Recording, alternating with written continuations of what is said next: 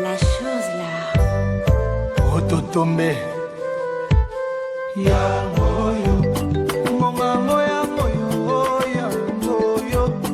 Monga moya moyo. Ya moyo. Tango ya koloba oh ya moyo. Elo kwele kitya moya moyo. Eso baba mituka oh elo moyo. Eso baba lo pamo elo moyo. Otombe mikilio ben elo moyo. Eloko ya monini e miziki. Eloko ya monini e miziki.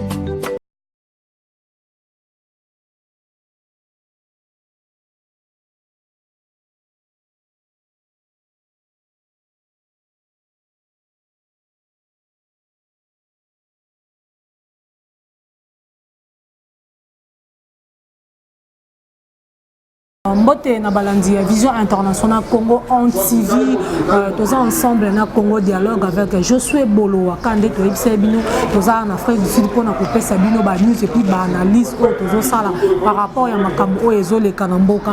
Alors to lingi to lobela likamba mawa oyo ekweli biso na kati ya communauté na biso na kati ya Afrique du Sud précisément na kati ya Cape Town.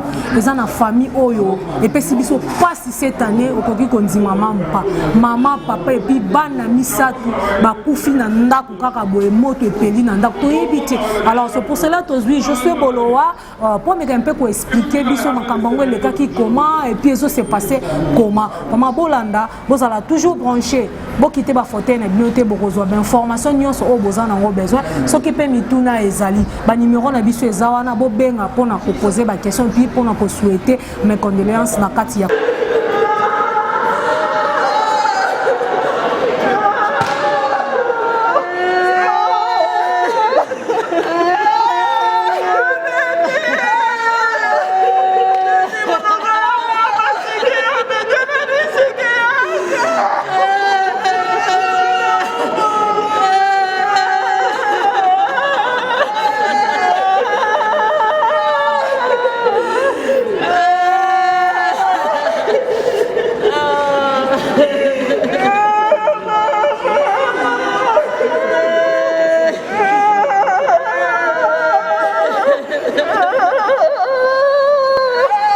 Merci beaucoup Elna, on a temps PC Bisso. Sinon, les a pas si peu mawa. Qu'on vivre la scène, la tragédie à Boy. Tu vois, dans ma vie, je n'ai jamais connu cette situation. Et des fois, je l'ai vu de loin, mais on a poussé une pémeni dans l'émission, dans la vidéo, tout ça là qui, les gens me posaient beaucoup de questions. Et je crois que dans le canal, il y a une émission, on analyse, on va expliquer un peu comment c'est passé. Et puis voilà un peu. Mais dis-moi, condoléances na aux approches. Pemeni tona musika ya famille batiki biso ndeko Pierre Mwenze et puis Pierre Kiyungu et puis na ndeko na biso la sœur Betty Mwenze o batiki biso na bana misato. Vraiment eza pas skandé to ebisa ki bineza vraiment sangwa mawa komona libota mobimba ndenge esili boye mama bana ezo pesa passe peut-être na musika bato bazomona onde biso bato ya sur place elokwana il frappe qui makasi surtout na communauté il frappe biso makasi. Alors to lingi to yebana parce que déjà bakunzi ebembe yango est-ce que bozwaki support ya gouvernement to ambassadeur na biso Ben Poko na pesi mbote sika zali est-ce qu'il y a qui ko assister quand même na événement o esalami na mo mokuse événement ça marque le 22 novembre ndeto ebisa na ba téléspectateurs famille papa maman d'abord na misato moi na 2 ans et demi une année et demie et puis na moi na 1 mois et puis 3 jours parce que ko là jusque la cause incendie et bani na mité banquette sala ezo salama tolinga enterrement salama enterrement c'est salami to kundaki bango avant-hier le ezalaki le 14 décembre to ko kunda bango bonde bozomona ba image na makoki nyonso amukewe esengaki na ba contribution assistance ya ambassade de dommage tozui assistance ya ta ya mon côté nga bino ndeko bolwa na sala ba démarche nyonso esengelaki école esalaki message pour l'accès que non moi na waza survivant aza na 6e primaire tant bazo une nouvelle parce que quand na place incendie salama keza musikate parce que médias sud-africains ba presse écrite ya awa et comment ki yango nde batinaki message na bato po bayeba école eza na makokita kotinda 5 corps ya bato mi 5 corps na Congo. Nde to na monaki message na Saint Or, mais ce sont des Congolais. Je salue notre maman pasteur maman Aniso Moué. Yende ta monnaie message à benga bi papa nga naza na Jobura watala si te fait salamaki. Nde to na bengi numéro wana ba pesi nga adresse na Tambu City na école kuna na kuta na préfet ya école. Nda expliquer biso mamune le na kuta pe na enseignant ya mwana atikala ki survivant wana. Ba expliquer so abina mitu biso to na loko mokote. Comme baza ba congolais on to saki message wana. Lo bozi message to sepeli du moins média congolais e ko zo makambo ngo. Bo sala boko ko sa biso pe to sali message pour so ba contribution. Biso peut même contribution à Mouké, mais tu te rends compte que contribution to même c'est tout un corps. Mais c'est moins de ça. 5 corps beaucoup na on ndengeni. Corps moka pamba bio na Congo ndenge za cher. Mais ce que 5 beaucoup na on ndengeni. Kozong sana Congo pena na ozong sana Congo. Ba se rendre compte quoi que cousine to connaissance na ba moka zala ki ne ba benga biso to zini numéro ba ndekwana to benga ki ne to bandi ko sa ba démarche wana. Et comme na makamba mort ba bia va to pesa bino corps. Il faut membre de la famille azana combo ya frère to ya sœur. Tu se rends compte que cousin na bango aza cousin ben ya mobile côté mobile azana combo mo tena kiyum. So bozana ngote faut bozo lettre ambassade, il faut bozo appeler lettre ou na Congo ba confirmer que ba peut autoriser so bozo accord. Tu sala ba démarche wana c'est ce que vous allez être ambassade.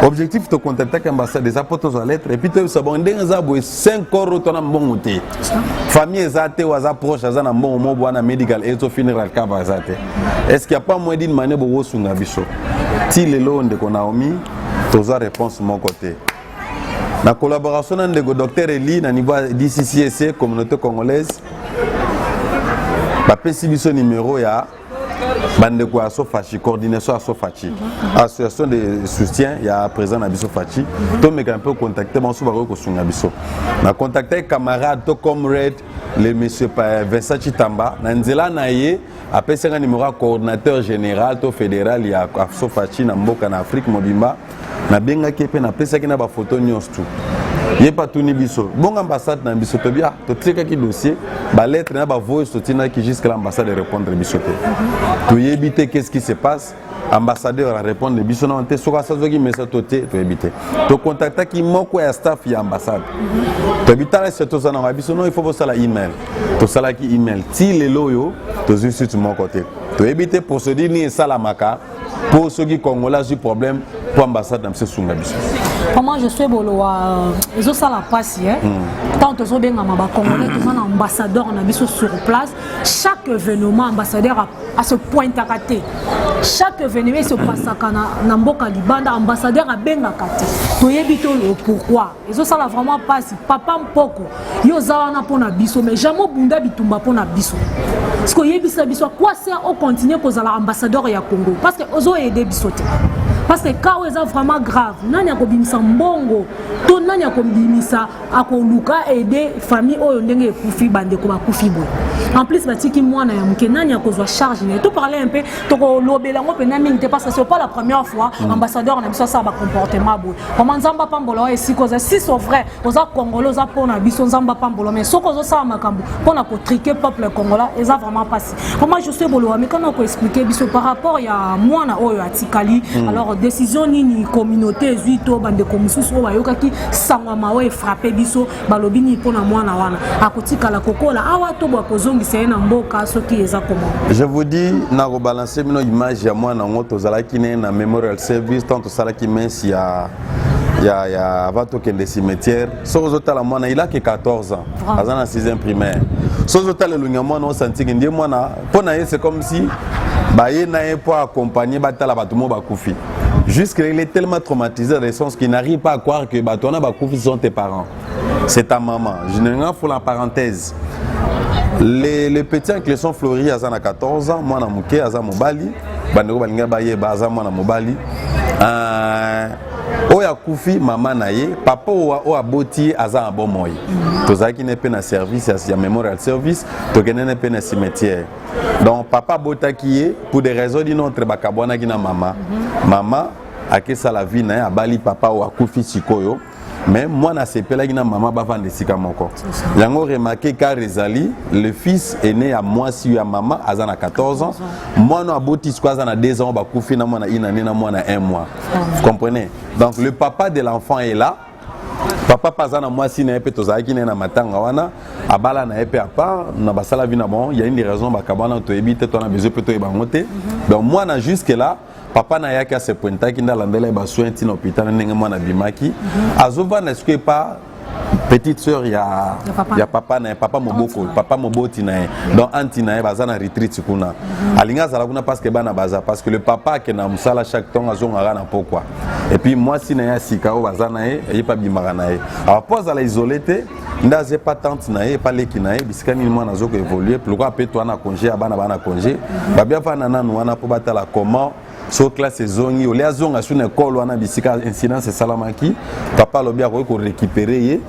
alors que l'école n'a pas classe bisika ni papa zovanda donc l'enfant n'est pas posé il est un peu traumatisé nous demandons vos prières de façon que moi nana za la peut poser dans sens wana donc c'est ça un peu nous aimerions aussi qu'on remercier au travers analyse à El Nao bandeko nyonso na Londres na Belgique na Paris partout bo bengi biso bobo sala ba contribution na bino to pesi bino merci mingi ata muke ezalaki mbongo ebele contribution yo pesa ki jusque là moi ba nyongo pezali pour andate ka senga ki autant moi muke to zalaki na to pesa ki libulu pour votre information to kundi bona libulu moko jésus to tie bona libulu moko munene parce que mbongo somba mabulu nyonso ko sala 5 mabulu ezalaki te on a essayé d'enterrer toute la famille dans une même sol dans un même sol plutôt totie bangwana pour peut-être YouTube bazana ba caprice au filmer ba cercle wana mais ça c'est votre information tana ba photo ba monango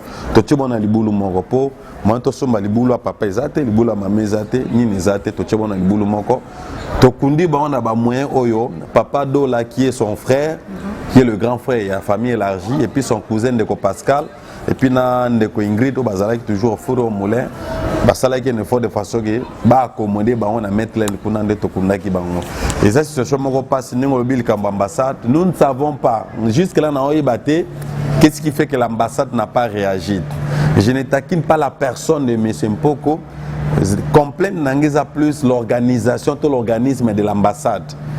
N'est-ce pas? Les gens qui gèrent là-bas, vous avez été informés de la situation, mais on n'a pas suivi votre intervention, ça ni fait message. Combien de mois au message est Papa, ça fait longtemps déjà. Bandeko Bakufa qui le 22. Vraiment? Ngabolo a quitté na terrain le 24 lundi. Vraiment? Na pourquoi le 24 j'ai fait l'audio, tout le monde était saisi de cela. Bandeko Nyos Bazala qui saisit Nengo, n'est-ce pas? Bazaki Zoumen, tout le monde feedback, mon côté, tout le monde pas bien exaté. C'est juste que tu as un poste qui est notre service enterrement.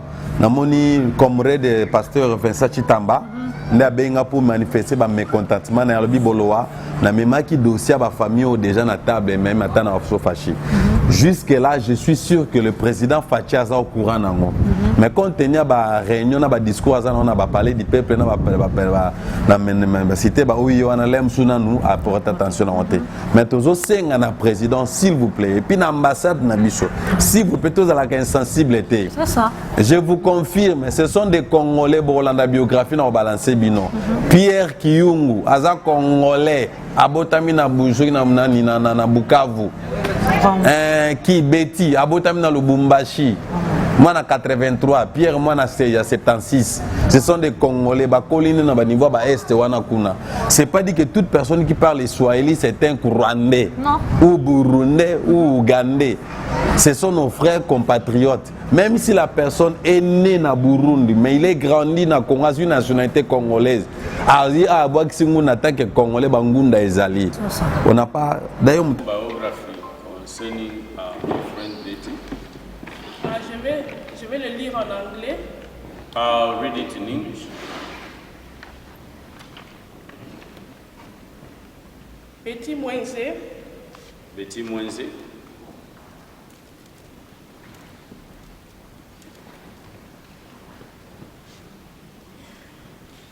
Was born in December. Il était né en décembre 1983. En 1983. So this month should have been her birthday. Ce mois-ci devait être son anniversaire. Aujourd'hui devait être son anniversaire. So she came from a big family where she was the third girl. Elle est venue d'une très grande famille où elle était numéro 3 dans leur famille. So she grew up in Likasi, DRC. Et elle a grandi à Likasi, en République démocratique du Congo.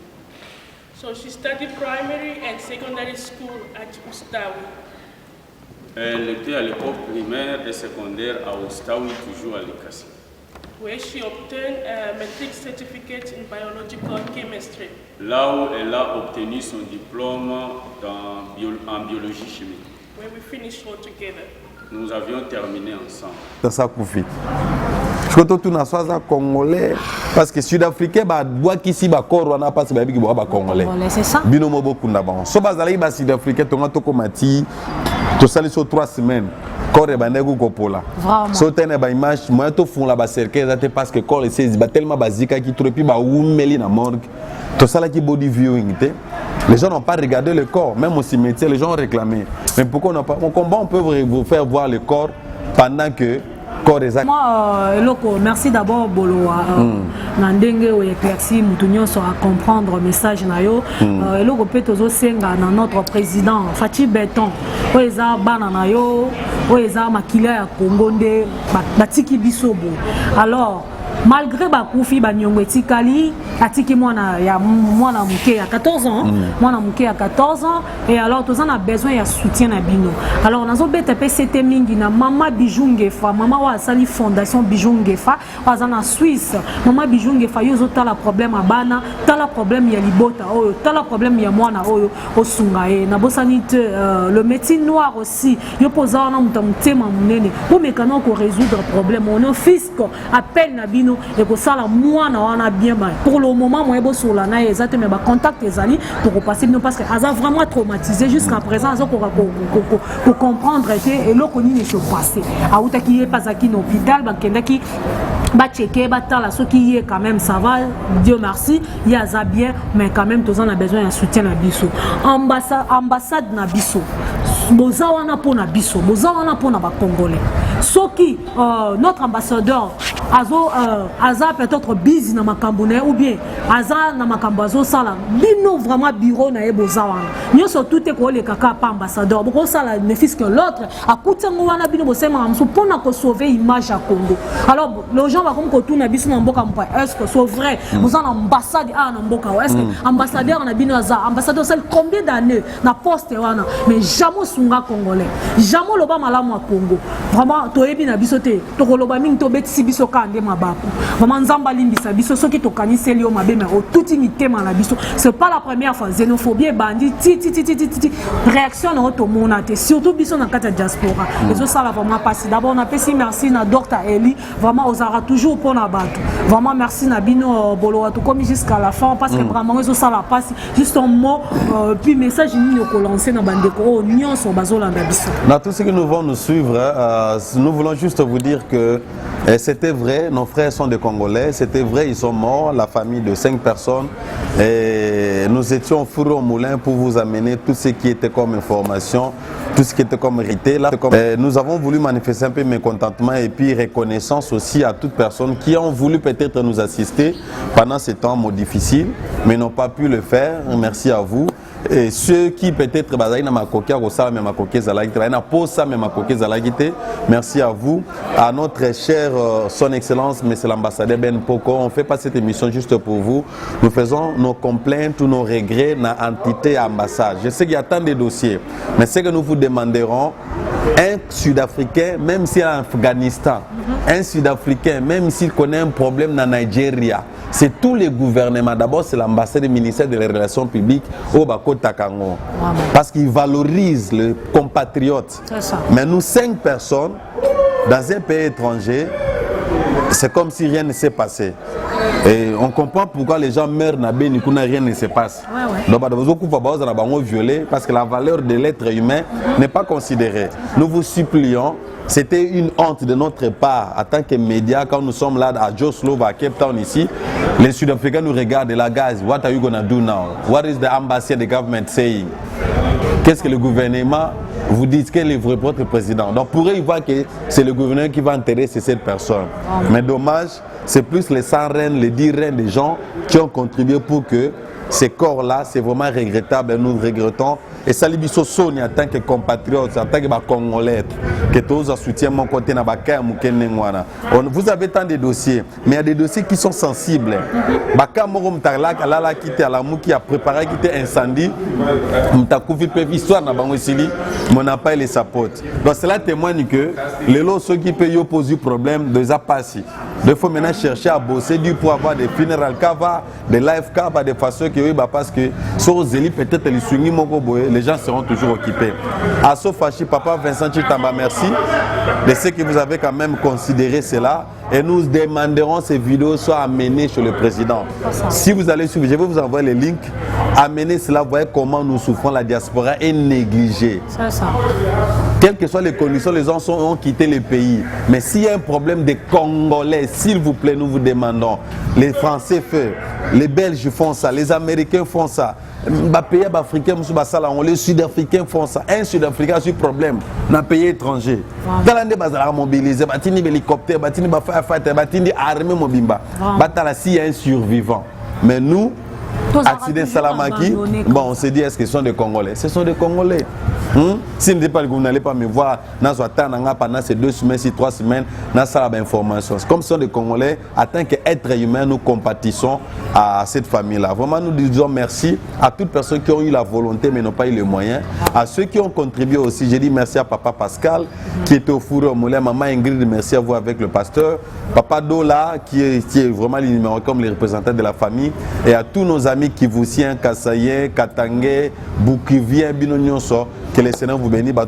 Merci aussi à Maman Annie Somwe, qui était là aussi. Merci à Dr Eli, qui était aussi là pour soutenir, afin que nos frères puissent se reposer en paix. C'est vraiment une leçon. Nous ne voulons pas que ça passe comme ça. Voilà pourquoi tu es dans les médias. Comment on dit Zambela? Tobeta CT. S'il vous plaît, président Asso Fati, toutes les associations, je ne sais pas moi qui que ce soit, boyo ke loko so ba congolais ba kufi ba zu ba accident boyo tous à la reine différente. Nous sommes des humains. Tout tika boyo so pas ka Congo. Et so pas ka drapeau à Congo, vous êtes riche. Mais bon luka ba 100 reine ba $2000 pour na kunda 5 personnes. $2000 c'est quoi? Maman Denise Motema ya président. Voilà maman Denise Chilombo Tshisekedi. Maman ya bana. S'il vous plaît. S'il vous plaît, to sengi soutien na bino. Tala yo za mama. Oza mama penza ya bana vraiment. Alors, nous avons des cas de xénophobie ici en Afrique du Sud. Il y a des réfugiés qui sont là à Nakata Methodist Church. Oui, quelle que soit la raison, on n'a pas besoin d'entrer dans des détails en Afrique du Sud. Mais nous n'avons vu aucune entité gouvernementale ou municipale pour venir babande pour dire que non, vous êtes des réfugiés. Oui, c'est des réfugiés. Pourquoi? Mais ce sont des Congolais. Il y a de ceux-là qui sont dans l'Indela, Naomi. Bateau qui réclamé en Afrique du Sud, les policiers sont dans l'Indela, comme Makala. Au Lébanon, Congo, il est l'air maltraite. Nous avons des audios et des vidéos. Les Congolais sont maltraités dans la prison à l'Indela. Mais on est là, les entités, les autorités congolaises, bon, congolaises plutôt, mais ce sont des Congolais. Approchons les poteaux, qu'est-ce qui ne va pas? Bon, l'église méthodiste, condition la condition vivre. Et maintenant, mettons un peu nos indifférences à part. Raison, fondé. Ouais. Tu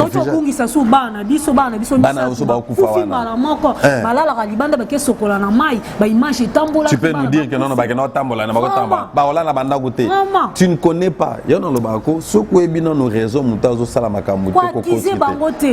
Tu dois connaître la raison pourquoi la personne réagit comme ça. Quand tu connais la raison et le pourquoi, toi-même tu seras étonné. Et ça toujours un motif moko boy.